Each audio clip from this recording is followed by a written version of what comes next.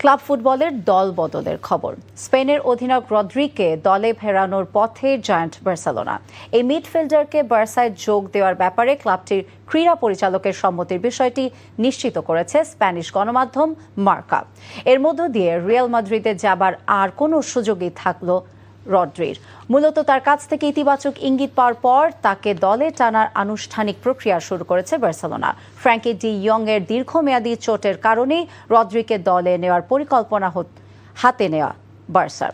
তাকে নিয়ে আগ্রহ ছিল রিয়াল মাদ্রিদেরও, তবে মার্কার দাবি বার্সেলোনার কোচ হান্সি ফ্লিকের সরাসরি হস্তক্ষেপে পাল্টে গেছে দৃশ্যপট। তবে এই চুক্তি সহজ হতে যাচ্ছে না কাতালানদের।